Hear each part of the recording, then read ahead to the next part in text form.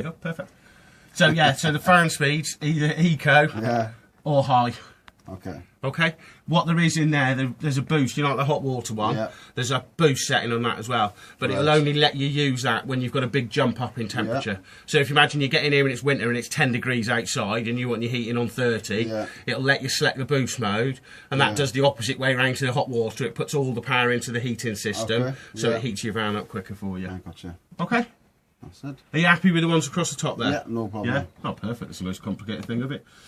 This one's a start-stop timer, so same as your central heating at home. You can tell it when to come on, when to come off. You set it to what temperature you want it to come on, what power you want it to run on, whether you want your water on or not. And it's just simply, you just stick the time in and just go through that menu, and you can set a start-stop menu. Right, okay. But obviously that will only work when you've got the van powered up. Yeah. Okay. So, next one isn't really exciting. Wrong one. Is your clock. Oh, come on, you stupid thing. So clock, and all that is just setting the time. I don't know if that's the right time or not, probably not. Oh, not far off, 12:01. Last one is the little spanner. Yeah. So this is as easy as offset. So if you've got your heating cranked up to 30, and the missus is still whinging it's cold, you can offset the thermostat by a few degrees, either turn it down a bit or turn it up a bit off that. Right. Next one, temperature, so you can just change it from Celsius to Fahrenheit. Yeah. Brightness of the screen. Yeah. 12 or 24 hour clock. Language, if you want to speak French or German to it. Index just comes up with the code of what unit it is. Right, so if you're ever on the phone to a technician, they may just ask you the index number.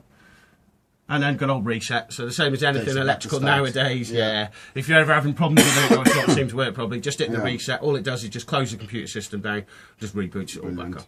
As easy as that. And that's it. Brilliant. And that's the most complicated thing in your van, so you're happy with that? Yeah, and is there an instruction manual for that? Yeah, there is instructions and everything for it in your folder in there. The only thing we haven't got at the minute is a manual for your van. Right. That's okay. Swift know about it. We've had about 4 vans now that haven't got them in. They're on order. As soon as we get one through, we'll get it sent out to you. But there is videos on YouTube as well for these. If you just type in Truma, either on our YouTube or just in YouTube in general, and it will. That'll be easier than a manual anyway, won't it? YouTube, at least you can see it then, isn't it? Yeah. But as I say, it's really simple. You just got to remember that that's your van, so that's setting your temperature. And then your next one across is your water, and you just set the temperature of your water, or you can have it off. Yeah. And then your power select, and then just your fan speed. Okay. Okay? Yep, job done. Right, one last thing I will show you. So now, because it's summertime, you don't really want much heating on. If you've got your heating off, and your hot water off, you can then come across down to the fan and use it as like a ventilation. So you vent and then turn your fan up to 10. So that's the main control panel for the whole caravan then, is it? No, just for your heating and hot water. Yeah, hot water, yeah, just this panel here. There's no other switches or anything anywhere. On the older vans, you'd find you'll have a switch down there. There'll be a switch under there. Right. There's a control up here. There's one down here. Now they've just centralised it so it's all on one. Brilliant. So this one here, this is just a ventilation now, so as soon as that boiler's cold, what it'll do is just blow fresh air around the van for you. Right, okay. So it's just a ventilation, but it'll only work when you've got your heating and hot water switched off. Right. As you can hear, it's kicked in now. Yeah. Yeah. Okay. Okay. So it's just one quite handy thing for the summer. And then all you do to switch it off is just hit the off. Yeah. That's it. Happy? Brilliant, yeah. Brilliant. Yep. Right. What should we do next? Fridge? Yep. I'll do fridge next, as exciting as this is.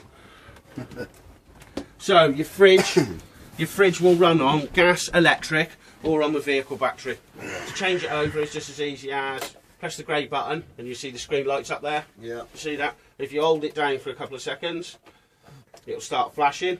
Yeah. So at the minute I've got it running on gas, you can then change it. The battery symbol is for your vehicle battery, and the plug is for your electric. So all you do to select on electric is just press the grey button. And then the ones that are flashing here, that's the temperature of your fridge. So obviously 1 bar is the lowest temperature it'll go, obviously to the highest, the coldest temperature. You say it's better to keep it running off the gas of it, is it? Gas is the best way to work. Everyone will use electric because that's what they use on site, but I would run it on gas every now and then, and then you know if there's ever a power cut or you're anywhere without electric, you know you're happy that your heating system and your fridge and everything will work on gas. Okay. Okay? Yeah. With the gas, if your gas doesn't light, let me just show you. So ignore the battery, pretend I'm clicking on the gas. it'll flash at you like that to let you know that the gas isn't lit. Okay, it's doing the same now on the vehicle battery because there's no power connected on the front end. But if you light your gas up and it does that, it means your gas hasn't lit. Just simply switch it off, go and check your gas bottle, make sure your gas is switched on. If your gas is on and everything fine, just come back in, switch it on, and it will prime and ignite itself. There's no other buttons or anything to press. Whereas if you see it flashing like that, it means it isn't lit. Where, let's change it. The gas yeah, when it does light, it'll be a solid light like that. That means it's off the gas. Yeah, and then when it goes into like a sleep mode, so there's no bright lights in there at night. The only way you know your fridge is on, there's a little tiny green LED in there. But as you see now, so that's the fridge on. But the only way you know is a little tiny green LED on there. Okay. Yeah. See it? Yeah. But it'll also flash at red if there's a fault or anything. I gotcha. All right.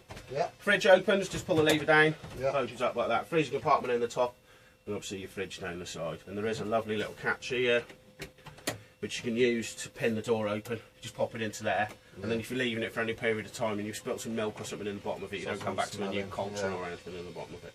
Okay. Right, on gas and electric, your fridge works at full power.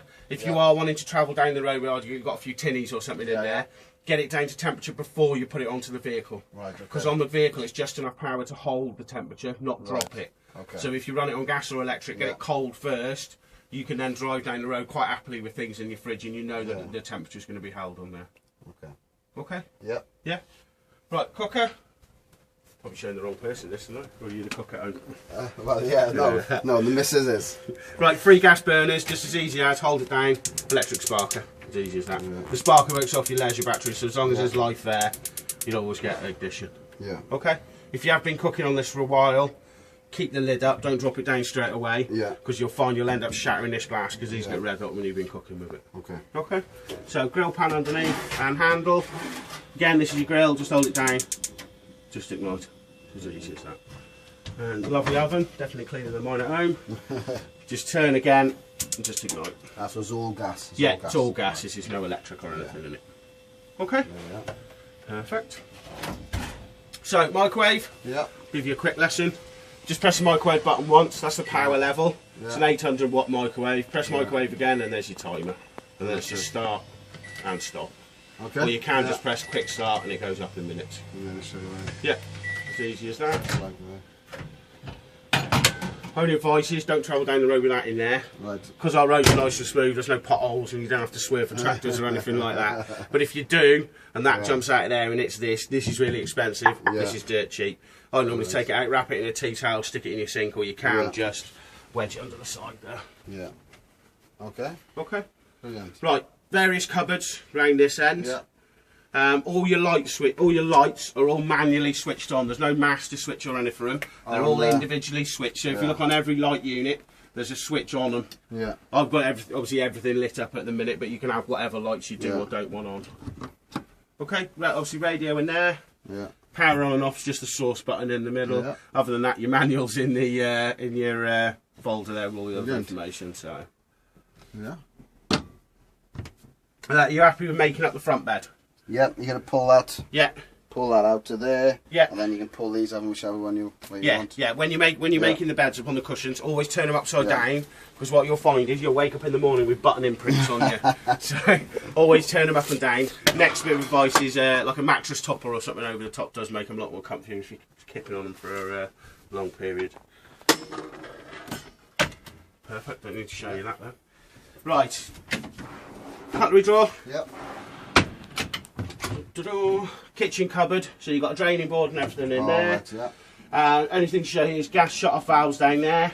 They're all switched on at the minute. There is a little diagram here which lets you know which is which. But obviously, if you smell advice, smell gas, our main advice is just to switch your bottle off. Yeah. They're more there if a technician ever wants to remove your cooker or your fridge or anything like that, so you can isolate the individual. Right. Yeah. Right, I'll go to the cupboard behind you while we're here. It's a bit of a squeeze in here, isn't it? So. That's your ladders for your bunk bed, and then obviously your step, which is yours, and then a freestanding table as well, which is there. Okay.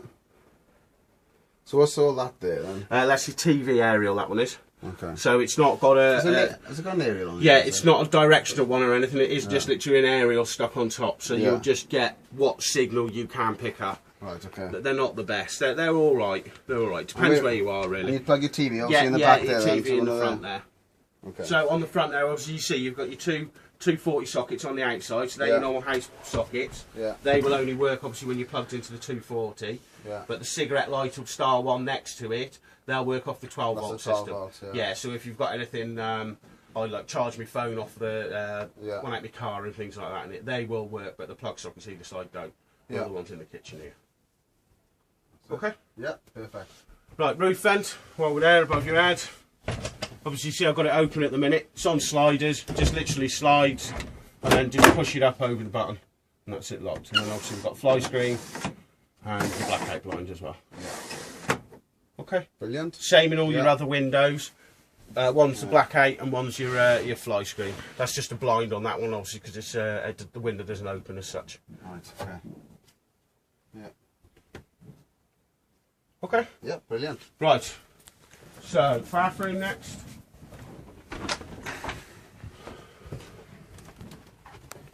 Go on, let you squeeze in. I can probably tell you about it from the outside. So obviously your light switches are up the side of the sink. Yeah. So if you look where the sink is, the light switches are there. One's obviously for the shower. One's for the bathroom bit itself. You can see them underneath the side they are. See them down underneath. That's it where your hand is, a bit lower. On the side of the sink. That's it. That's it. Right. Okay. Right, your toilet. If you lift your toilet up now. Yep. Oh, just grab them chemicals. Right, you see the black thing there? That's it closed. If you put your hand underneath the toilet, there's a little slider which slides across a bit higher up. That's it. So that's it opening and closing. So when it's open, that's when you can use it, and that's all dropping into the cassette below. And then obviously when you finished in the low, flushed it. You close it across. Yeah. Flush it and then close it. Yeah. My only advice is don't open and close it. Yeah. Open and close it with the lid open, because if you're opening and closing it with your face there, and someone's been using it, you tend to see a bit of splashback, put it that way. So always open and close it with the lid closed. So only open it obviously when you're using it after you've flushed. Yeah, and then close it back up. If you leave that open, you'll have a hell of a waff in here, put it that way. And then to flush it is just simply press the blue button on the top. Press that. Do you hold it down? Just press yeah, for the longest you hold it, the more water. The more water that it'll flush with. Gotcha. Okay. Okay. Slip them. There's some free chemicals off us as well, isn't there? Now you see where the little grey symbol-y type thing is. That one there. A little LED light will come on below that, which indicates to let you know when the cassette's getting full and you need to toggle off to empty it. So it's not a guessing game. It will let you know when it's full. To be fair, well, how deep is it? Sticking a stick in there. Another one there, definitely. Right, on the shower, mixer tap, quite simple. Only thing to show you, look up just underneath the shower head where the pipe attached. You see that little slider button? That slides across left and right. And what that is a cut-off for the water. So when you're in the shower, remember you've only got 10 litres of hot water, what you can do is just push that button across, and that'll shut the flow of the water off then. So rather than fiddling with the taps, you can just shut it off from there. Like that? No. Yeah, no. Keep that tight. Just literally it slides across. So push it away from yourself now with your thumb. That? Yeah, just push it. It slides through straight through the centre of the shower head. No, just push it. Put your thumb on it and push it. Oh, push it. Yeah, push it. I can't even do a fucking... Are you sure now? Yeah, definitely. 100%.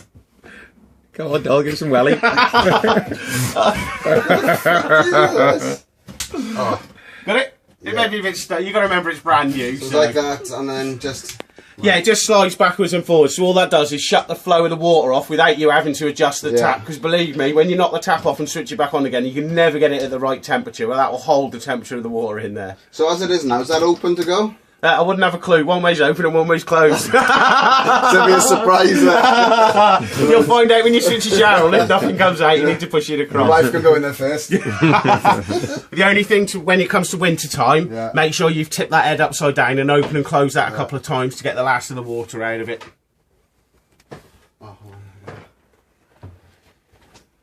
That's it, and then that's just magnetic and sticks in quite nicely onto the side of the wall. And obviously just make sure it's locked in when you're travelling.